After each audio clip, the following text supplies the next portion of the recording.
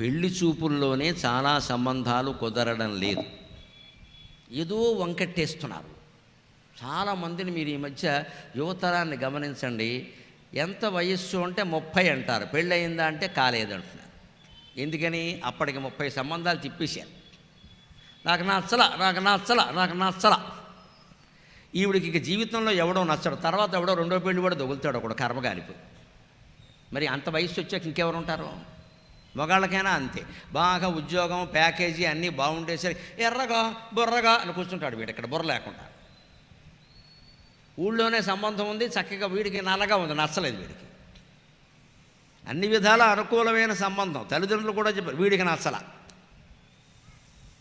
ఈ చిన్న చిన్న లోపాల కారణంగా మనుషుల్ని తిరస్కరించి బతుకు పాడు చేసుకోవడం ఉంది.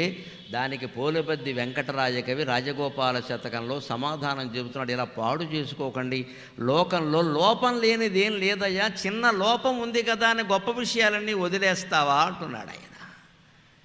గొప్ప విషయాలన్నీ వదిలేస్తావా? ఆరగింపంగా యోగ్యముగా కయుండెనే పై తొక్క బిరుసైన పనస పండు. ఆరగింపంగ యోగ్యముగా కయుండునే పై తొక్క బిరుసైన పనస పండు. మాధుర్య మెడలునే మామిడి పండుకు, మాధుర్య మెడలునే మామిడి పండుకు, తొడిమ పట్టున జీడి తొడరియున్నా. మాధుర్య మెడలునే మామిడి పండుకు, తొడిమ పట్టున జీడి తొడరియున్నా. మాధుర్య మెడలునే మామిడి పండుకు, తొడిమ పట్టున జీడి తొడరియున్నా. గేదంగివిరి మౌళి కిలింపకుందురే, గేదంగివిరి మౌళి కిలింపకుందురే. గేదంగివిరి మౌళి కిలింపగుందురే, అగ్రభాగమున ముళ్ళలమికొన్న.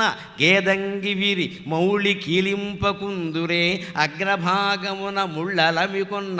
అఖిలాంగ సీమ ఒయ్యారంబు గల్గిన విడుతొరే ఒక వంక పడతినైనా. అఖిలాంగ సీమ ఒయ్యారంబు గల్గిన విడుతురే ఒక వంక పడతినైనా. గుణము బహుళంబు దోషంబు కొంచెమైన, కొదవ చెందకయుండు ఎక్కుడు గుణంబు మదరిపు విపాల. మునిజన హృదయలోల వేణుగోపాల, భక్త సంత్రాణశీల రాజగోపాల, భక్త సంత్రాణశీల. చాలా తేలిగ్గా పెళ్లి సంబంధాలు కుదరడానికి ఇది ఉపాయం, దయచేసి ఆలోచించండి.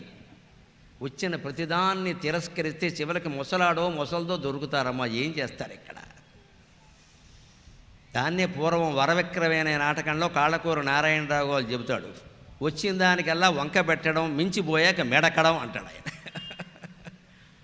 ప్రతిదానికి వంకెట్టకూడదు. దానికి ఉదాహరణ చెబుతున్నాడు ఇక్కడ. ఆరగింపంగ యోగ్యముగా కయుండునే పై తొక్క బిరుసైన పనస పండు. పనసపండు చూడండి, ముళ్ళు ముళ్ళు ముళ్ళు ముళ్ళు, తినడం మానేశామా? పైగా మాకు బ్రాహ్మణులకి బాగా తెలుసు, పనసపొట్టు కూర ఉంటే కానీ మాకు అసలు భోజనం చేసినట్టే ఉండదు. అదో పెద్ద కాస్ట్లీ డిష్. బ్రాహ్మణుని భోజనానికి పిలవాలంటే పనసపొట్టు కూర అని చెప్పగానే ఒక గంట ముందే వస్తాం అనమాట. దాని మాధుర్యం. పైగా దానికోసం మా వాళ్ళు ఎంత కష్టపడేవారంటే మేము చూసేవాళ్ళని చిన్నతనంలో.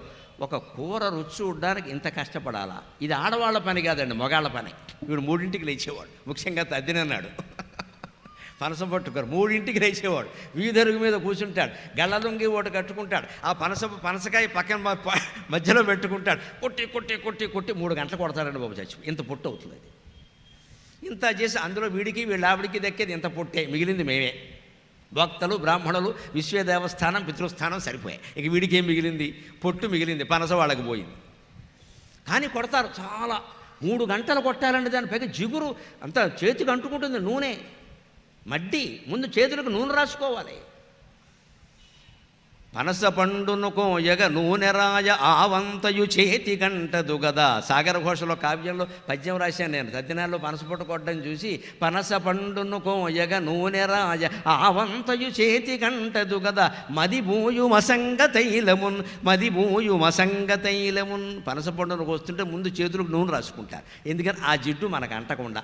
అలాగే జీవితంలో కర్మఫలాలు మనకు అంటకుండా ఉండాలంటే మనస్సులో అనాసక్త యోగం అనేది రాసుకోవాలి. నూనె నాకేమక్కల్లా నా కర్తవ్యం కాబట్టి చేస్తున్నా, నా కర్తవ్యం కాబట్టి చేస్తున్నా. ఇంతకీ ఈ పనసపొట్టు కొట్టినవాడు దీన్ని తింటాడో లేదో తెలియదు. అంత కష్టపడి తెల్లారకట్ట 3 గంటలకు లేచి కూరలన్నీ అప్పుడే తిరిగి అన్నీ తాజాగా ఉండాలి కాబట్టి అందులో మళ్ళీ కొన్ని కూరలు బ్రహ్మ సృష్టి వండొచ్చు, విశ్వామిత్ర సృష్టి వండకూడదు. ఆ రహస్యం కూడా చెబుతా సరదాకి. విశ్వామిత్ర సృష్టి అనగానే ఏదో అనుకోకండి అమ్మా, సరిగ్గా విశ్వామిత్ర సృష్టిగా చెప్పిన కూరలు ఏమున్నాయో గమనించండి. వాటికి తెలుగులో పేర్లు ఉండవు, అవన్నీ విదేశాల నుంచి వచ్చిన విత్తనాలు, అందుకని తిరస్కరించారు. అంతకంటే బంగాళాదుంప ఉదాహరణకి, బంగాళాదుంప, వంకాయ మంది కాదమ్మా, అది వంగదేశం నుంచి వచ్చింది. వంకాయ బెంగాల్లో ఫేమస్, అది మనకు వచ్చేసింది. అందుకని వంకాయ వండరు తద్దినాల్లో, బంగాళాదుంప వండరు, చిలకడదుంప వండుతారు, బంగాళాదుంప వండరు. దీనికి కారణం ఏం చెబుతారంటే చిలకడదుంప బ్రహ్మ సృష్టించాడు, బంగాళాదుంప చూసి వీడియో తీసినట్టే ఇక్కడ అది చెప్తారు. విశ్వామిత్ర సృష్టి అంటే విదేశీ ఆహారం, గుర్తుపెట్టుకోండి. ఇప్పటికి కూడా విదేశీ ఆహారం మనకి పడదండి. మన వాళ్ళు ఇడ్లీలు మానేశారు, పెసరట్లు మానేశారు, దోశలు మానేశారు, పిజ్జాలు బర్గర్లు మొదలెట్టారు. అందుకే ఎవరికి సంతానం కలగట్లేదు. శ్రీమద్ రమారమణ గోవిందో హరి. శుభ్రంగా పొద్దున్నే 4 పెసరట్లు ఉప్మాతో సహా కొట్టేస్తే మధ్యాహ్నం భోజనంలో పనసపొట్టు కూర వేసుకొని గడ్డ పెరుగు వేసుకుని మేగడ వేసుకుని జున్ను వేసుకొని కొట్టేస్తే సాయంత్రం మళ్ళీ టీ తాగేటప్పుడు 4 మినపసున్నుండ లాగించేస్తే పెళ్ళైన ఏడాదిలో గుణపం లాంటి పిల్లాడు పుడతాడమో అనుమానమే. ఇవేమి ఆ తిళ్ళు ఏమీ లేవు. ఇప్పుడు స్నాక్స్ అంటాడు, ట్యాక్స్ అంటాడు, వాడి శ్రాద్ధం అంటాడు, ఏదో అంటాడు. ఇక్కడ అది ఎందులో బలమో లేదు, రుచి లేదు. అవి ఎప్పుడు చేశారో తెలియదు, ఎప్పుడు పొట్లం కట్టారో తెలియదు, ఎన్ని విమానాలు దాటాయో తెలియదు, మనకి ఇప్పుడు వచ్చాయి. ఫాస్ట్ ఫుడ్ అనే పేరు మీద అవి తింటున్నారు. ఇక్కడ బతుకంతా ఫాస్ట్ అయిపోయింది. ఇక్కడ బలమైనటువంటి ఆహారం, అందుకే ఇక్కడ చెబుతున్నాడు వంకలు పెట్టకండి. పనసపండు ఉదాహరణ, దానింత గగ్గులుగా ఉంది కదా, ముట్టుకుంటే మడ్డి జిడ్డు ఉంది కదా, తినడం మానేసేవా? ఆరగింపంగ యోగ్యముగాకయుండునే, యోగ్యముగాకయుండునే పై తొక్క బిరుసైన పనస ఫలము. పైన తొక్క ముళ్ళుగా ఉంది కదా, బిరుసుగా ఉంది కదా అని పనస్తోన్లు ఎంత బాగుంటాయండి, వాటంత బలం ఇంకేదైనా ఉందా? అసలు పనస్తోన్లు తినడం మానేసావా? పైగా పనస్తోన్లు తింటే ఏం చేయాలి, దానికో శాస్త్రం ఉంది. 10 తొనలు తిన్నా సరే 9 తొనలు మామూలుగా తినచ్చు. ఆ 10వ తొన ఉంది, అది నువ్వుల నూనెలో మించుకుని తినాలి, లెక్కది, లేకపోతే అరగదు. ఎందుకని? పనస్తోన్లకు మీరు గమనించండి, ఎలా పోగుల్లో ఉంటాయి, తెల్లగా పోగులు సన్నగా దారాల్లో ఉంటాయి, అంటుకుని ఉంటాయి. అవి లోపల పేగులను పట్టేసుకుని వదలవు. తర్వాత ఏదోలా ఉందంటాడు, కడుపు నొప్పి. ఈ పేగుల్ని పట్టుకున్నటువంటి పనస తొనల దారాలన్నీ పోవాలి అంటే చివరి తొన నూనెలో ముంచమన్నారు. ఆ నూనెతో సహా తినేస్తే ఈ నూనె జారుతుంది కాబట్టి ఆ పేగును పట్టుకున్న దారాలు పోగులు కూడా జారిపోతాయి. ఇంత శాస్త్రీయమైన భోజన విధానం తెలుగు జాతి ఒక్కటికే ఉందండి, తెలుగు వాళ్ళు ఒక్కడికే ఉందండి, అనుమానం. ఇంకెవరు? మీరు ఉత్తర దేశం అంతా తిరగండి, విదేశాలు కూడా అక్కల, యూపీ, ఎంపీ, అస్సాం వెళ్ళండి, ఏమి లేదు, గొడ్డు తిండి, మనం తినలేము అక్కడ. అసలు యాత్రలు చేసేవాళ్ళు అందరికీ తెలుసు. ఇక్కడి నుంచి వీడు అందుకే వంట బ్రాహ్మణులు తీసుకుపోతారు గొడవ లేకుండా, అదే మంచిది, అక్కడేం దొరకవు. ముందు భోజనం ముఖ్యం కదా, దాన్ని వంకబెట్టి మానేస్తామండి. పనసపండు గగ్గులుగానే ఉంటుంది, తినడం మానేసామా? మామిడి పండు మాధుర్య మెడలునే మామిడి పండుకు తొడిమ పట్టున జీడి తొడరియున్న. ఎంత గొప్ప మామిడి పండైనా చూడండి, మీరు పండు కొయ్యగానే, కాయ కొయ్యగానే పైన చారలా ఉంటుంది, అదేమిటి? జీడి. మరి జీడి చార ఉందని పండు తినడం మానేసావా? ఆ చిన్న దోషం ఉన్నంత మాత్రాన దానిలో మాధుర్యం అంతా పోయినట్టేనా? అలాగే మనుషుల్లో కూడా 1-2 దోషాలుంటే వదిలేయాలి, గుణాలనే స్వీకరించాలి. మన పెద్ద జబ్బు ఏమిటంటే మనకి నచ్చని మనుషుల్లో ఎంతసేపు దోషాలే వెతుకుతాం మనం, అంతే, దోషాలే. వాడు ఏం చేసినా దోషం వెతకడమే. ఆ చిన్న దోషాన్ని పెద్ద చేసి 70mm సినిమా కింద చూపిస్తాను దాన్ని. గుణాలు ఉంటే తక్కువ చేస్తాం. అందువల్ల మనకి బీపీలు షుగర్లు వచ్చేస్తూ ఉంటాయి. ఏ గుణాన్ని ఎక్కువ చేయరాదా, దోషాన్ని తక్కువ చేయరాదా? ఏదైనా నీ చేతుల్లో ఉన్నదేగా. అదే చెబుతున్నాడు ఇక్కడ. ఎంత ఉపయోగపడేటువంటి సాహిత్యం అండి ఇదంతా. 18వ శతాబ్దంలో రాస్తే, 19వ శతాబ్దంలో రాస్తే, 21వ శతాబ్దంలో చెప్పుకుంటున్నాం. 300 ఏళ్ల క్రితం రాసిన పద్యాలు ఇప్పుడు పనికొస్తున్నాయంటే తెలుగు సాహిత్యం అజరామరం, అజరామరం. దానికి మరణము లేదు, ముసలితనము లేదు. ఇన్ని వేల మంది ఇక్కడ ఆ పద్యాల కోసం కూర్చుని వింటున్నారు అంటే సాహిత్యానికి మరణం లేదని వేరే చెప్పాలా? అందుకని ఇక్కడ మామిడి పండుకి తొడిమ దగ్గర జిగురుంది కదా అని చెప్పి నువ్వు తినడం మానేసావా? ఎందుకయ్యా అన్నిటికలా వంకర? అంతేకాదు, మొగలి పువ్వండి, మొగలి పువ్వంటి మొగుణ్ణియ్యవే, తామర పువ్వంటి తమ్ముణ్ణియ్యవే, చామంతి పువ్వంటి చెల్లెల్నియ్యవే. ఎంత గొప్ప పాటో! మా చిన్నతనంలో పాడేవారు. ఆడపిల్లలు అమ్మవారి ఆలయంలోకి వెళ్ళి పాట ఏమిటంటే, మొగలి పువ్వంటి మొగుణ్ణియ్యవే, తామర పువ్వంటి తమ్ముణ్ణియ్యవే, చామంతి పువ్వంటి చెల్లెల్నియ్యవే. ఆవేళ అలా పాడేవారమ్మ. తమ్ముడు చెల్లెలు కావాలని. ఈవేళ ఏమిటంటే, నేను ఒక్కడే ఉండాలి, అందరూ పోవాలి. అదే కోరిక. ఈవేళ ఆస్తంతా నాకే రావాలి, అంతే. ఆవేళ ఆడపిల్ల, ఇంకా పెళ్ళి కాని ఆడపిల్ల గుళ్ళోకి వెళ్ళి కోరేది ఏమిటంటే మొగుడు కాదండి. చామంతి పువ్వంటి చెల్లెల్నియ్యవే, తామర పువ్వంటి తమ్ముణ్ణియ్యవే. నాకు చెల్లెలు కావాలి, నాకు తమ్ముడు కావాలి, నేను ఒక్కతినే కాదు, ఇంట్లో నలుగురు ఉంటేనే ఇల్లు అని కోరుకుంది. దాంతోపాటే మొగలి పువ్వంటి మొగుణ్ణియ్యవే అని సిగ్గుపడి మారిపోయింది అక్కడి నుంచి. మరి అది కూడా చెప్పాలి కదా. మొగుడిని మొగలిపోతే ఎందుకు పోల్చారండి? ఒకటి భాష, మొగుడు మొగలి ప్రాస, తమ్ముడు తామర ప్రాస, చామంతి చెల్లెలు ప్రాస. దాంతోపాటుగా మొగుడంటే మొగలి పువ్వేనమ్మా. నిజంగా ఆలోచించండి. మొగలి పువ్వుకి ముళ్ళు ఉంటాయి, మొగుడుకు కూడా కొంచెం పొడుస్తాడు, ముళ్ళు ఉంటాయి, రకరకాల మాటలు అంటాడు, షంటింగ్ ఉంటుంది, తట్టుకోవాలి. ఎంతమంది తట్టుకున్నారు పూర్వం, ఇప్పుడేం తట్టుకుంటున్నారు? పూర్వం తట్టుకున్నారు. మా అమ్మగారిని చూసాం, మా అక్కయ్యలను చూసాం, బోడంతమందిని చూసాం, చాలా తట్టుకున్నారు వాళ్ళు. కానీ మొగలి పువ్వు సుగంధం. భర్త అంటే సుగంధం, భార్య అంటే సుగంధం. కొన్ని ఉంటాయండి, భార్యల్లోనూ లోపాలు ఉంటాయి, భర్తల్లోనూ లోపాలు ఉంటాయి, తట్టుకోవాలి. అందుకని నేను చెప్పినట్టు వినలేదు, నన్ను ప్రేమగా చూడలేదు. ప్రేమగా చూడడం అంటే ఏంటి అర్థం? ఇక్కడ ఎలా చూడాలి? అస్తమానం నేను నన్ను పొగుడుతూ కూర్చోవాలి ఇక్కడ, ఇది వంక ఇక్కడ, అంతే మానేయడం ఇక్కడ, ఇంకా రకరకాల అయిష్టాలన్నీ పెంచుకోవడం ఇక్కడ. ప్రేమగా చూడడం అంటే ఏం లేదండి, పెత్తనం సాగడానికి ఒప్పుకోవడం. అమ్మ నాటకాలు ఆడతారు ఇక్కడ. ప్రేమ ప్రేమ ప్రేమ అంటే పెత్తనం, వాళ్ళు ఏదంటే అది నువ్వు అనాలంతే. ఇంకా అలా ఎవరు ఉండరండి. ఆడది ఉండదు, మగాడు ఉండడు మానసిక. అలా ఉండాల్సిన అవసరమే లేదు. ఏదైనా సంసారంలో పెత్తనం చేయాల్సింది ఆడ కాదు, మగ కాదు, ధర్మం అనేది ఒకటే పెత్తనం చేయాలి. అప్పుడే ఖచ్చితంగా సంసారం నిలబడి. ఏది ధర్మమో కూర్చుంటే అలవాట్ల వదిన నీ మాట నా మాట దేనికి ఇక్కడ బోడి మాట. ఏది ధర్మం ఆలోచించు, వెంటనే అర్థమవుతుంది. కుటుంబం ఒకటి ఉంది, పిల్లలు ఉన్నారు, సంక్షేమం ఉంది, ధర్మం ఏమిటని ఆలోచిస్తే 2 నిమిషాల్లో తెలిసిపోయింది. మనం ఎలా ఆలోచిస్తాం? నా మాట నగ్గాలి, నా మాట నగ్గాలి. మగాడు అంతే, ఆడది అంతే. మరి గొడవ లేకపోతే ఏమవుతాయి? అందుకే సర్దుకోవాలి, లోపాలున్నా సర్దుకోవాలి. ఆ సర్దుకునే విధానమో చెబుతున్నాడు ఇక్కడ. గేదంగి విరి మౌళికీలింపకుందురే, అగ్రభాగమున ముళ్ళలమి కొన్న. మొగలి పువ్వుల్ని తలలో పెట్టుకుంటారండి. ఎంత సుగంధం, ఎంత సుగంధం. ముళ్ళు ఉన్నాయి కదా అని పెట్టుకోవడం మానేశారా? మనుషుల్లో కొన్ని గుణాలు లోపాలు ఉన్నాయి కదా అని కాపురం మానేస్తామా? వాళ్ళతో కలిసి పనిచేయడం మానేస్తామా? ఉద్యోగం ఇచ్చిన యజమానిలో కొన్ని లోపాలు ఉండొచ్చు. ఆయన బాస్, ఆయన యజమాని, ఎనికొంత కోపం ఉండొచ్చు, కొన్ని రకాల చికాకులు ఉండొచ్చు, ఏదో ఉంటాయి. కొన్ని భరించాలి. మనం ఒకటి ఉద్యోగం చేయాలా వద్దా? అంతేగాని ఉద్యోగం వదిలేస్తే ఇంకో ఉద్యోగానికి కడతా. అక్కడ ఏమైనా గొప్పది ఉంటుందా? వీడు పొయ్యి, వీడు పెనం, వాడు పొయ్యి. అదే నయం. పెనం మీద పొయ్యిలో పడ్డాం. పెనం మీద ఉంటే అట్టు ఒకవైపే కాలుస్తారు, పొయ్యిలో పడింది అనుకోండి మొత్తం గోవిందా. రెండో ఉద్యోగం, రెండో సంసారం అన్నీ ఇంతే, మొత్తం గోయిందా. ఇదివరకే నయం. ఎంత అరణ్యం లాంటి చోట ఉన్నా అరణ్యంలో ప్రమాదాలు ఎన్నున్నాయో తప్పించుకునే దారులు కూడా అన్ని ఉన్నాయి. అరణ్యంలో ప్రమాదాలు ఎన్నున్నాయో తప్పించుకునే దారులు కూడా అన్ని ఉన్నాయి. ఆకాశంలో ఉన్నామనుకో మిత్రమా, ప్రమాదం లేకపోవచ్చు, కానీ ప్రమాదమే వస్తే తప్పించుకునే దారి కూడా లేదు. ఆకాశం గగనము శూన్యం.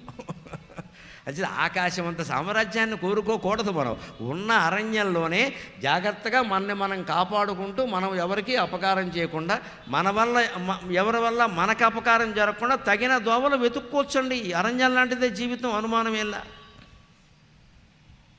దాంట్లో ఎలా వెతుక్కోవాలంటే లోపాలని క్షమించగలగాలి, లోపాలని సహించగలగాలి. నేరం చెప్పడం కాదు. ఎవరన్నా పరాయి ఆడది రాగానే భర్త మీద నేరాలు చెప్పడం, పరాయి మొగాళ్ళు ఇద్దరు రోడ్డు మీద మాట్లాడుకుంటారంటే వీళ్ళ భార్యల మీద కాదు, మొత్తం ఆడాళ్ళ మీద అంతా నేరాలే. ఇంకా మొత్తం ఆడాళ్ళే అసలు ఏదో. మరి ఈయన తల్లి ఎవరు, ఈయన చెల్లి ఎవరు, వీళ్ళందరూ ఎవరు ఆడాళ్ళు కాదు. అసలు ఇద్దరు మొగాళ్ళు కలిస్తే ఆడాళ్ళ మీద మాట్లాడుకోవడం, ఇద్దరు ఆడాళ్ళు కలిస్తే మొగాళ్ళ మీద అందరూ కలిసి రాజగోపాల స్వామి గురించి మాట్లాడుకోండి, గొడవ ఉండదు ఇక్కడ. ఎందుకు వస్తాయండి ఇవన్నీ?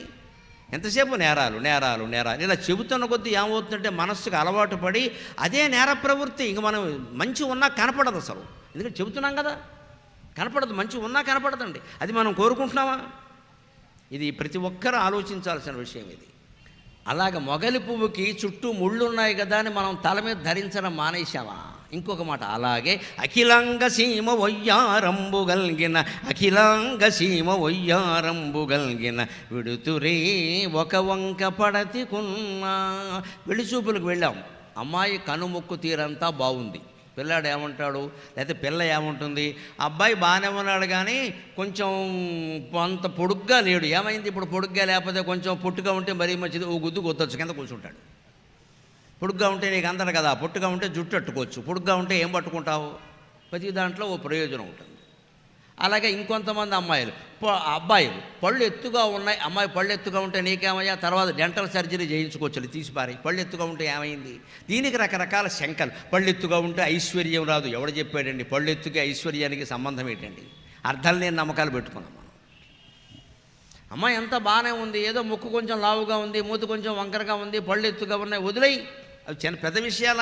చదువు ఉంది, సంస్కారం ఉంది, తెలుగు ఉంది, మంచి సంప్రదాయబద్ధమైన కుటుంబం, ఇంకేమయ్యా ఆలోచిస్తావు? చేసేసుకో. మాంగళ్యం తంతునానేన మమ జీవన హేతునా కంఠే భద్రామి శుభగే త్వం జీవ శరదాం శతం. సుఖంగా ఉంటాం. ఎప్పుడు లోపాలు ఎంచద్దు. అన్ని అవయవాలు బాగున్నప్పుడు, మనిషి ప్రవర్తన మంచిదైనప్పుడు, చదువు ఉన్నప్పుడు, తెలివి ఉన్నప్పుడు, సంస్కారం ఉన్నప్పుడు చిన్న చిన్న లోపాలు పట్టుకుని కూర్చోకూడదండి, మొగాళ్లలో కానీ ఆడాళ్లలో కానీ.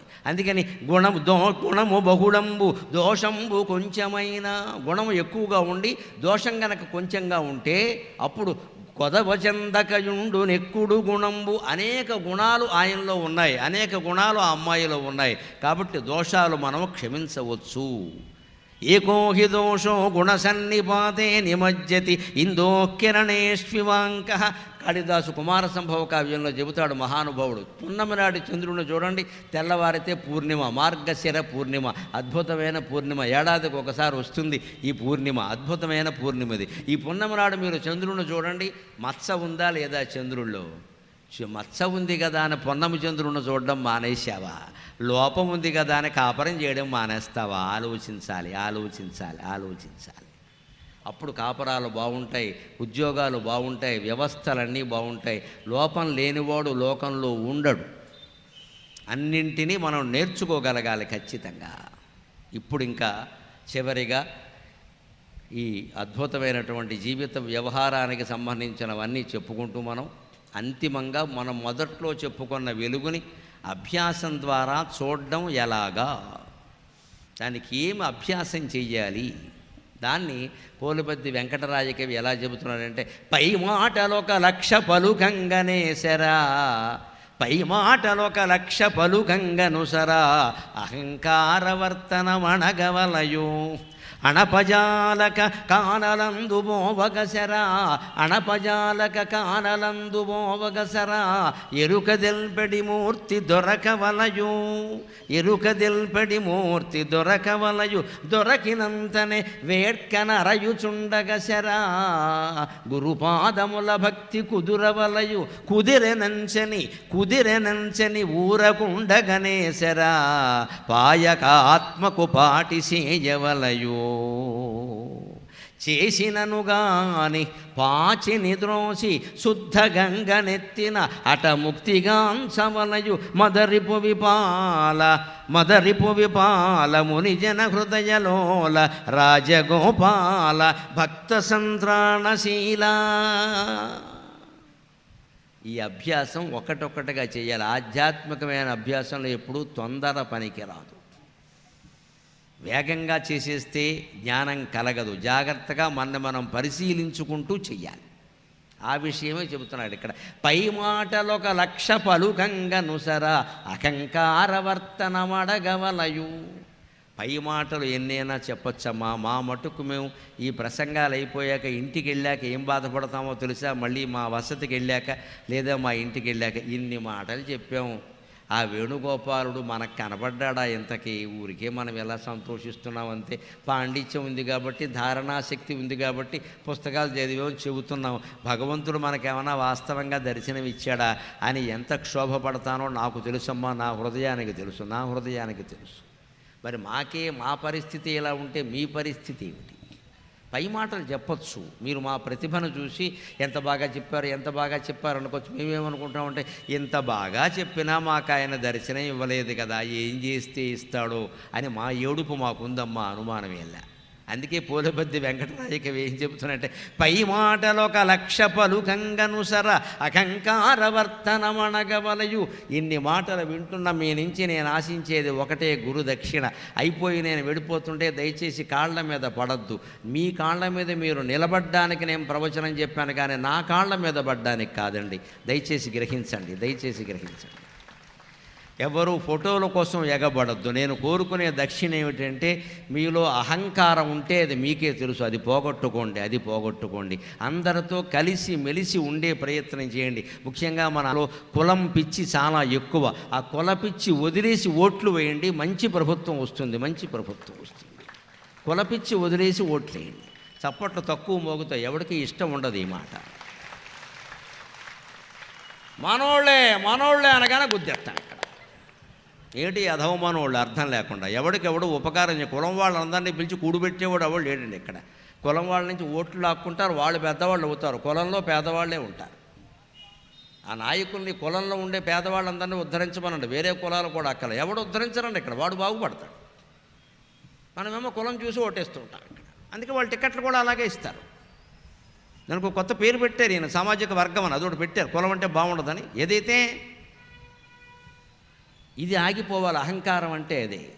అందుకు నేను చేస్తున్న అభ్యాసమే మీకు చెబుతున్నాను నిజాయితీగా. నాకు 2 ఏళ్ల క్రితం కేంద్ర ప్రభుత్వం పిలిచి పద్మశ్రీ పురస్కారం ఇచ్చాక కొత్తగా నేను చేస్తున్న అభ్యాసం ఏంటంటే, నేనేదో జాతీయ స్థాయి కవిని పండితుడినే అహంకారం నాకు ఉండద్దు. అందుకోసం జనం దగ్గరికి వెళ్ళి నేనే ప్రతి ఒక్కరిని కలిసి నమస్కారం చేస్తున్నా. ప్రతి ఒక్కరిని కలిసి. ఇక్కడ ఈ గడకర్ర లేకుండా ఉంటే ఆ చివరికి కూడా నేను వెళ్ళేవాడిని. 10 నిమిషాలు పట్టినా సరే ప్రతి ఒక్క మనిషి దగ్గరికి, కుర్చీలోంచి లేవలేక కొంతమంది కూర్చుని ఉంటారు, వాళ్ళ దగ్గరికి నేనే వెళ్ళి నమస్కారం చేస్తా. ఇన్ని పద్యాలు చెప్పాను కాబట్టి నేనేం గొప్పవాడిని కాదు. నాకంటే గొప్ప పండితులు, మహానుభావులు జనంలో ఉండొచ్చు, మహాభక్తులు ఉండొచ్చు, మహాజ్ఞానులు ఉండొచ్చు, ఇప్పటికే రాజగోపాలస్వామి దర్శనం పొందిన వాళ్ళు ఉండొచ్చు. నాకేం తెలుసునండి ఆ విషయం? ఏ మనిషిలో ఏ సరస్వతి ఉందో, ఏ ముఖంలో ఏ దేవత ఉందో నాకేం తెలుసు? అహంకారం పోవాలంటే మనమే అందరికీ వెళ్ళి దండం పెట్టి మనం మామూలు మనుషులం అనుకుని అభ్యాసం చేస్తే తప్ప పోదండి అది. ఎంత పై మాటలు చెప్పినా సరే అహం ఎక్కడ, నేను గర్విస్తున్నా, నేను అని ఎక్కడ పలుకుతున్నావు, ఇక్కడ మాటికి పోటీ పడుతున్నావంటే నీకు భక్తి లేనట్టు లెక్క. భక్తుడు అంటే 3 లక్షణాలు ఉండాలండి. మాటల్లో సత్యం ఉండాలి, చేతల్లో ధర్మం ఉండాలి, మనస్సులో భగవంతుడు ఉండాలి. అదే భక్తి లెక్క. ఈ 3 ఏది లేకపోయినా మనం భక్తులం కాదు. పూజలు, వ్రతాలు, నోములు, తీర్థాలు ఇవి ఏవి భక్తికి నిదర్శనం కాదు. నేను కాదు, భాగవతంలో చెప్పిన మాట. విద్యాతపస్తీర్థజలాభిలాషి తీర్థాభిషేక వ్రతదాన జప్యై న శుధ్యతే చాంతరాత్మా నాత్యంత శుద్ధిం లభతేంతరాత్మా యదా హృదిస్థే భగవత్యనంతే. తీర్థాల వల్ల కానీ, వ్రతాల వల్ల కానీ, జపాల వల్ల కానీ, అభిషేకాల వల్ల కానీ నీ శరీరం బాగుంటే బాగుండొచ్చు, కాస్త ప్రశాంతత కలిగితే కలగచ్చు, చిత్తశుద్ధి కలుగుతుందని చెప్పలేం. దేనివల్ల కలుగుతుందంటే ఎప్పుడూ నిరంతరం మనస్సులో నమ శివాయ, నమో నారాయణాయ, శ్రీమాత్రే నమః ఇలా ఎవరు భగవద్ధ్యానం చేస్తారో వాళ్ళకి మాత్రమే భగవంతుడు లభిస్తాడని భాగవతం చెప్పింది ఖచ్చితంగా. అందుకని పై మాటలు పలకగానే సరిపోలేదు, అహంకారాన్ని తగ్గించుకోవాలి, పోటీలు పడకూడదు. అణపజాలక కానలందు నభోవసరా ఎరుకదెల్పెడి మూర్తి దొరకవలయు. కొంతమంది ఆ మనస్సును అణుచుకోలేక అహంకారం పోగొట్టుకోలేక చివరికి ఇంకో ప్రయత్నం చేస్తారు. అడవులకు వెళ్ళిపోదాం, సన్యాసం పుచ్చుకుందాం, హరిద్వారం వెళ్ళిపోదాం, అక్కడే కూర్చుని జపం చేద్దాం, ఆశ్రమాలు ఉన్నాయి, పీఠాలు ఉన్నాయని పెడతారు. నిజమే, అక్కడ కూడా మనకు సరైన గురువు దొరకాలిగా. ఎరుకదెల్పెడి మూర్తి దొరకవలయు. ఎరుక అంటే జ్ఞానం. ఆ జ్ఞానాన్ని ప్రసాదించే గురువు దొరకాలి కదా. అది మాత్రం అంత తేలికైన విషయమా? దొరకెనంచని వేడ్కనరయంగనేశరా గురుపాదముల భక్తి కుదురవలయు. ఒకవేళ ఎవరైనా మంచి గురువు దొరికిన, భగవంతుడు మన మనస్సులో దర్శనమిచ్చిన, ఆ భగవత్పాదాల మీద గురి కుదరాలి కదా, నిలబడాలి కదా. ఓసారి తీర్థంలో చూస్తాం, పుణ్యక్షేత్రాలకు పెడతాం. అక్కడ ఏం చెబుతారు? అసలు ఈ తీర్థానికి 100 కిలోమీటర్ల దూరంలో ఉండి ఒక్కసారి గోవిందా అన్నా సరే మోక్షం ఖాయం అంటాడు. ఇంతకంటే పనికిమాలిన మాట ఇంకోటి ఉండదు. దయచేసి నమ్మకండి. ఇవన్నీ ఊరికే పనికిమాలిన ప్రచారం. 100 కిలోమీటర్ల దూరంలో ఉండి గోవింద అంటే మోక్షం ఇస్తావారా? తీర్థం దేనికి? ఎత్తేరాదా అక్కడి నుంచి? ఇదంతా ఊరికి ప్రలోభపెట్టే విషయాలు. ఇవి ప్రలోభపెట్టే విషయాలు. అంత మాత్రం చేత ఎవరికి రాదు. అందుకే ఇక్కడ వెంకటరాయ కవి స్పష్టంగా చెబుతున్నాడు, నువ్వు ఊరికే పై మాటలు చెబితే కుదరదయా, అహంకారం పోవాలి. ఆ అహంకారం పోగొట్టడానికి అడవులకు పోతే కుదరదయా, భగవంతుడిని మనస్సులో చూడగలగాలి. చూడగానే సరిపోలేదయా, దాన్ని చూస్తూ కూర్చుంటే నీకేమీ రాదు. గురుపాదముల భక్తి కుదురవలయు. నిజంగా నిష్టగా అదే నిష్టలో, ఆత్మనిష్టలో ఉండిపోవాలి. అంతేకాదు, ఇంకో మాట చెబుతున్నారు చివరిగా, కూరుచుండగనేశరా కుదిరెనంచని ఊరకుండగనేశరా పాయక ఆత్మను పాటిసేయవలయు. నాకు కుదిరింది నిష్ఠ అని ఒకరోజు జపంలో కాస్త నిష్ఠ 5 నిమిషాలు కుదరగానే గర్వించకూడదు, బయటకు వచ్చి ఎవరికీ చెప్పకూడదు. ముఖ్యంగా ఆధ్యాత్మిక దర్శనాలు, యోగ దర్శనాలు ఎవరన్నా పొంది ఉంటే వాటిని గురించి ప్రచారం చెయ్యకండి. ప్రచారం చేస్తే పోతాయి, వెంటనే పోతాయి.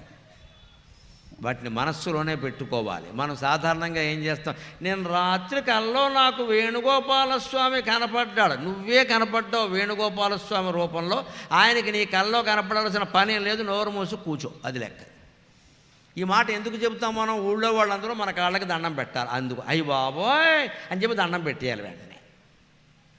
ఈ దండాలు పెట్టించుకుని ఇంకో 1000 మంది పెట్టేసరికి ఈయనే ఒక పీఠాధిపతి అయిపోయాడు, అంతే ఇంక లెక్క. ఇంక అక్కడి నుంచి మొత్తం బ్లాక్ మనీ అంతా చేరుతుంది, 1000 కోట్ల సామ్రాజ్యాలు వస్తాయి ఇక్కడికి. ఏమైంది? బతుకంతా చెడింది. ఆధ్యాత్మిక అనుభూతుల్ని బహిరంగంగా ప్రకటించకూడదు. ఆ అనుభూతి జారిపోతుంది వెంటనే. అందుకే ఇక్కడ కవి ఏమంటున్నాడంటే, కుదిరెనంచని ఊరకుండగనేశరా పాయక ఆత్మను పాటిసేయవలయు. మాటిమాటికి మన మనస్సును మనే గమనించుకోవాలి. ఆత్మను పాటిసేయడం అంటే అర్థం అది. మనస్సు ఏం ఆలోచిస్తోంది, ఎందుకు ఆలోచిస్తోంది, ఇప్పుడు ఆ ఆలోచన అవసరమా, ఇప్పుడు ఆ మాట అవసరమా, ఇప్పుడు ఆ పని అవసరమా అని ఆలోచించి ఆ ఆలోచనని పక్కన పెట్టి మళ్ళీ నమశివాయులోకి వెళ్ళగలగాలి. చేసినను గాని పాచిని ద్రోసి శుద్ధ గంగనెత్తిన అట ముక్తిగా అంచవలయు. ఎంత ధ్యానం చేసినా సరే ధ్యానం కుదరాలి, భగవద్ దర్శనం కావాలి అంటే పాచిని త్రోసి. ఇంట్లో మనం ఉండాలి అంటే ఇల్లు ముందు శుభ్రం చేసుకోవాలా వద్దా? ఇంట్లో ఏ పనులైనా రోజూ చేయకపోయినా పర్వాలేదండి. పడుకున్న మంచం పక్క మార్చాలండి. రోజు ఎవరు మారుస్తారండి? వారానికో 10 రోజులకో మార్చుకుంటాం, అంతేనా? కానీ గది ఊడవాలంటే రోజు ఊడవాలిగా, 2 పూట్ల కూడా ఊడవాలి.